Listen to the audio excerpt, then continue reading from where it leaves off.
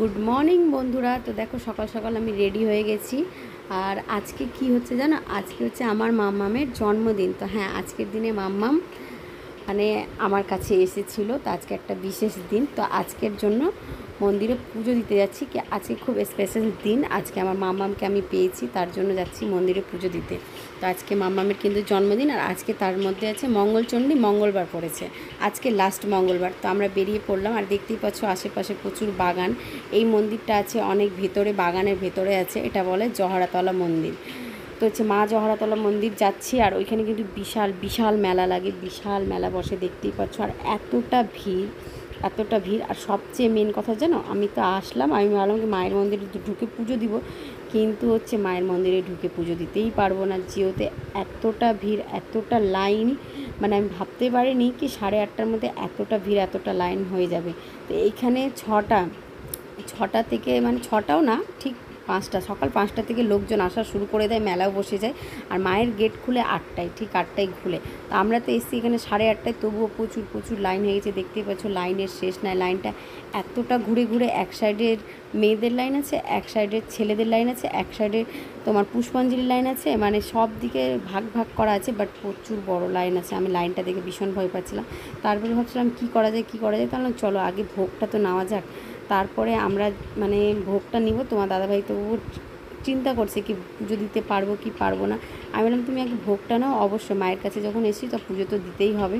তো যাই হোক, ভোগের দিকে এগিয়ে গেলাম। তো এখানে তোমার দাদাভাই ভোগ নিচ্ছিল, আর তবুও টেনশন করছিল। তারপরে আমি গেলাম, কি বললাম কি তুমি কেন এতক্ষণ, এত দেরি লাগে ভোগ নিতে? তো বলছিল ভাবছিলাম পুজো দিতে পারবো কিনা, বাট আমি বললাম না, ভোগটা নাও। তো ভোগ নেওয়া হলো, তারপরে সামনের দিকে আমরা এগিয়ে যাচ্ছিলাম। ভাবছিলাম কি লাইনে দাঁড়াবো, বাট লাইনটা এতটা দূরে ছিল লাইন, কি আমরা মানে সকাল 8:30 বাজছে, তো বিকেল 3:30 বা 4টার সময় পুজো শেষ হতো। তার জন্য ওইখানে দাঁড়িয়ে ভাবলাম কি চলো তোমার ওইখানে, আমি বললাম আমার যদি কোনো পরিচিত বেরোয় তো আমি তাকে ভোগটা দিয়ে দেবো, নাহলে তোমার পরিচিত বেরোলে তুমি দিয়ে দেবে।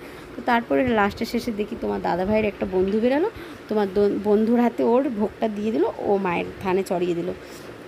তারপরে আমরা এক এক করে, যে এখানে পাশে যে ছোট ছোট মন্দিরগুলো ছিল, ওইখানে আমরা সবাই মিলে ভোগ চড়িয়ে আবার প্রণাম করলাম সব জায়গায়। আর যেটা মেন পুজো, যেটা মা জহরার কাছে গেছি, ওইখানে কিন্তু হয়ে গেছিলো ভোগটা দেওয়া, ওর বন্ধুর হাত দিয়ে দাইয়ে দিয়েছিল, দক্ষিণাও দিয়ে দিয়েছিল সাথে।